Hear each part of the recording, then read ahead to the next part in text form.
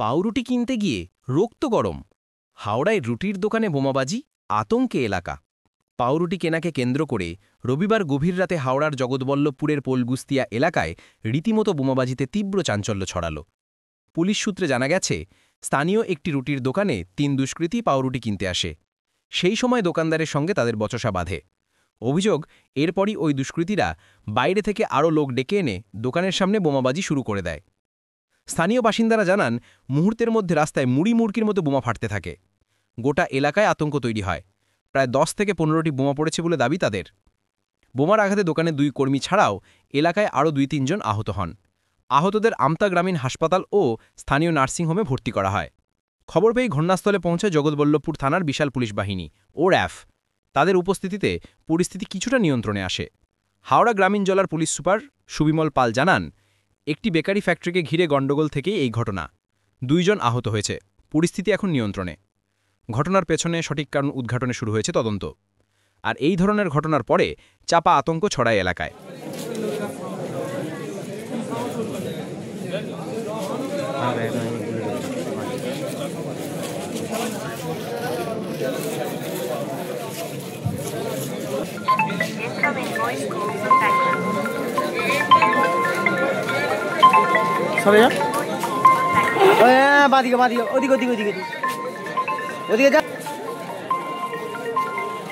আমাকে মাল কিনতে ছিল, এসি বলছে ওই যে রুটিয়ালা বলছি। কে এসেছিল মাল কিনতে? ওই 3-4 জন গুন্ডা ছিল।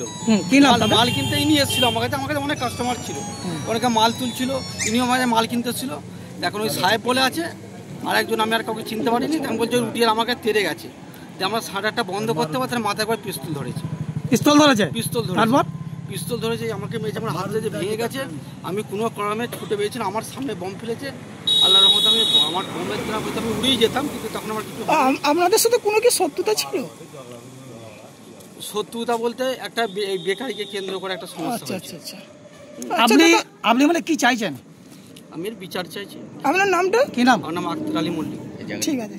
আমাদের গ্রামে হঠাৎ করে আমাদেরই গ্রামের একজন বোলাই নাম, তার ভালো নাম হচ্ছে শেখ শফিউল্লাহ, এবং তার 2 পুত্র শেখ খুরশিদ আলম, তার ডাক নাম সাহেব, এবং শেখ গালিব ইসলাম।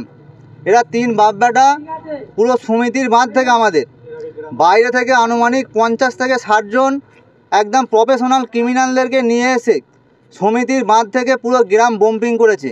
সেটা প্রশাসনের মানুষরা এসেছে, আমাদের ওসি সাহেব আছে, সিআই সাহেব আছে।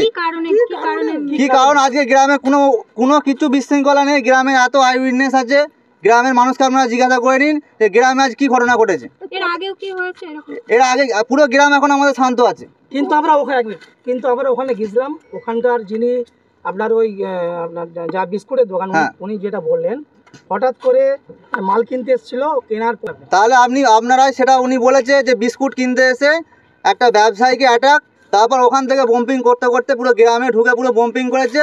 এটা একটাই উদ্দেশ্য, সামনে বিধানসভা নির্বাচন, একটা গ্রামের মানুষকে একটা ক্ষমতা প্রদর্শন করছে যে আমরা না, এটা কোনো রাজনীতি নেই। এখানে গ্রামের এত আইএনএস আছে, সবাই এখানে তৃণমূলের লোক নয়, আপনারা ক্যামেরা ঘুরিয়ে দেখান। আর সবাই এখানে আইএসএফের বা সিপিএমের লোক নয়। এটা আমাদের প্রায় 4-5 জন আহত হয়েছে বম্পিংয়ে, এবং গ্রামের মানুষ আতঙ্কে সবাই যে যার বাড়ি ঢুকে পড়েছিল। ওরা একদম সশস্ত্র, বোমা, পাইপ গ্যান, পিস্তল সমস্ত কিছু ব্যবস্থা করে নিয়েই রেডি হয়ে একদম গ্রামে ঢুকেছে, গ্রামের মানুষকে আতঙ্কিত করার চেষ্টা। তারা গ্রামের ছেলে, তারা 3 বাপ বেটা গ্রামের ছেলে। তারা কি কেউ অ্যারেস্ট হয়েছে?